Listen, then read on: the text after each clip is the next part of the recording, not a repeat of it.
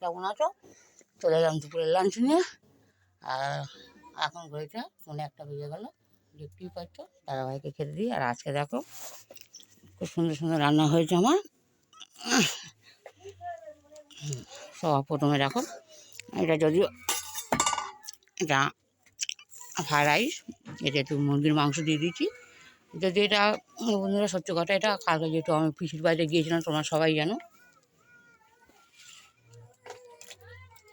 আর সেখানে fried rice করেছিল, সাদা ভাত করেছিল, আর তোমার দাদা ভাইয়ের জন্য ওরা পাঠিয়ে দিয়েছিল। তা সেটা রাত্রে ফ্রিজে রেখেছিলাম, আর এখন আমি গরম করে নিচ্ছি। এখন দেখো হালকা ধোঁয়া উঠছে, যদিও আমি এটা গরম করেছিলাম। অল্প দুটো এটা খাক। আর ভাত খাবে তো না, শুধু এই খাবে, এই খেয়ে নেবে? তোমার দাদা ভাই এই খাবে, শুধু ভাত খাবে না। ওই ভাতও তুলে রেখেছি আমি। আর দেখো এর সাথে আমি একটু মাংস দিয়ে দিয়েছিলাম। এই দেখো মাংস, এটা মুরগি 1 পিস দিই। ভাত দেখো, এটুকুন দিদি, হ্যাঁ দেবো।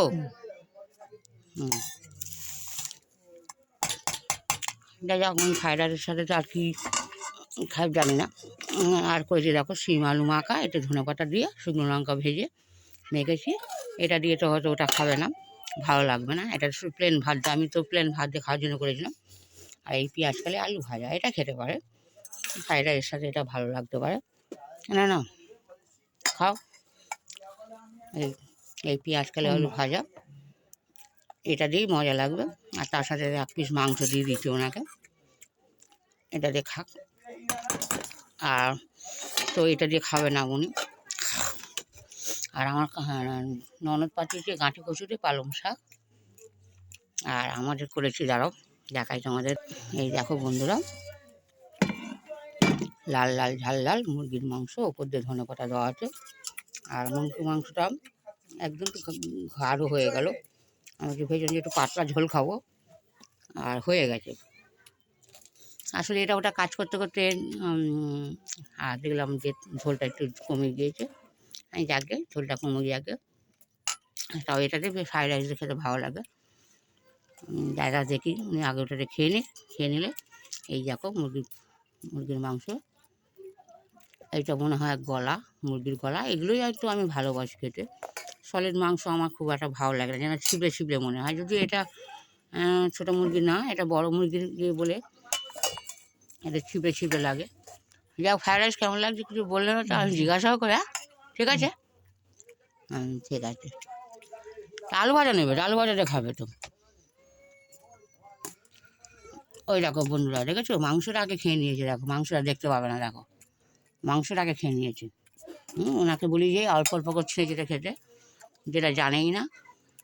দেখো খেতে একটু পাচ্ছ, ফ্রাইড রাইসটা একটু গরম করেছি বলে ভাতটা কালারটা একটু চেঞ্জ হয়ে গেছে। ওই দেখো শুধু ভাত দিয়ে খাচ্ছে। মাথার হাড় তোমাদের দাদা ভাইয়ের মাথার কাজ, যেটা মেখে দিলাম সেটাতে না খেয়ে শুধু শুধু ভাতটা। লঙ্কা লঙ্কা আছে, লঙ্কাটা ফেলাই দিই।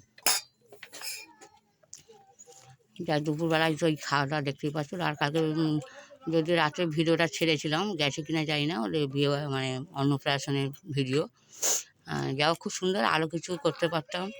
আর বন্ধুরা, সবচেয়ে বড় বন্ধুরা, একটা মজার কথা, একটা হয়তো তো কোনটা দিয়ে খাচ্ছ চোখে, এটা চোখে রাখো না।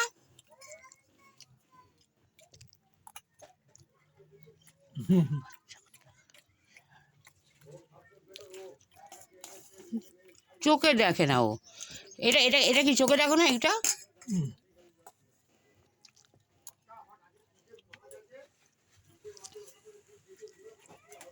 দেখো তো সবই একসাথে খায়। দেখ এটাও দিয়ে দিই। ওই দেখো, দেখতে পাচ্ছ তোমরা নিজেরাই, দেখো আমি যতবার বলে দিচ্ছি ততবার ওই একই জিনিস করবে, ততবারই একই জিনিস করবে। দেবো না, খা।